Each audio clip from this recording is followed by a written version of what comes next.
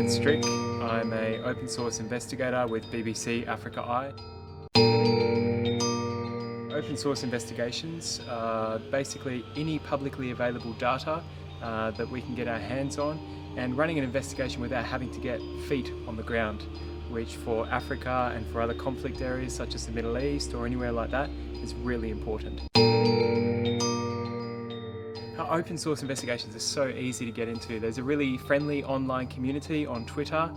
That's how Bellingcat was formed, with all of these friendly people who are really giving about their information.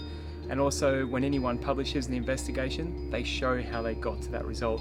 So not only is it finding out really interesting things about how the world works and what happens in conflict and government corruption, but also how that you can find that information and the different tools and tips that they pass on that you can use as well. We did Anatomy of a Killing recently, which is a BBC Africa Eye documentary. It was about the verification of the killing of 2 women and children, where the government of Cameroon said it didn't actually happen. We were able to use open source evidence to analyse the video and find out the where, the when and the who. Some really crucial questions that were actually quite denied by the government and labelled as fake news.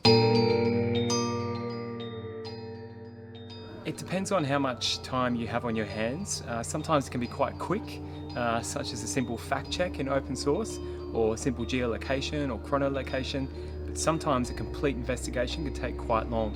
So for instance, Anatomy of a Killing for us took 3 months, and there's been investigations that we've worked on that have taken 6 months up to a year. So it really depends on the investigation. They're not really 9 to 5. They take a lot of time, a lot of obsession, a lot of thinking, which are core components of what investigative journalism is. So it's really being obsessive about the fine details of what you're actually looking for in an investigation. If someone was to send me a video or a photo, for instance, I would first ask them where they got it from, how they got it, when they got it, and what medium it was carried through. Did they pull it from social media? Was it sent to them through WhatsApp? What's the person's number?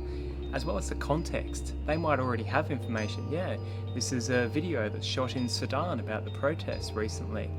Then I would go through using image reverse searches, having a look if I could geolocate the video, so find the location on satellite imagery, which will give me a name of a place, and going further and pivoting on that information to find out more.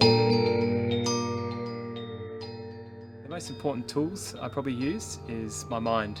And that's such as any investigative journalist as well, and open source analyst, is how you can use your creativity and mindset and really hard work and obsessiveness to make your way through investigations. Using things such as Google Earth is really important for me, Google Maps, and satellite imagery is quite important, but being flexible and creative to find different workarounds with social media platforms as well. Bellingcat has a really awesome list of tools that's consistently updated. In regards to repositories of information, GitHub is a really great repository for custom scripts that people have built to allow for tools to actually work effectively, as well as custom scripts to find different loopholes in different areas. That's something I'm still working on, and it's something that we work on every single day. Is we sit with some of the amazing storytellers at the BBC. So my producer, Daniel Adamson, very, very gifted story writer, and he really sits down and takes all of this complex information that we come up with and turns it into a very simple and easy to understand story, so that people can take satellite imagery and understand how we've implemented it into this investigation to hold those responsible to account.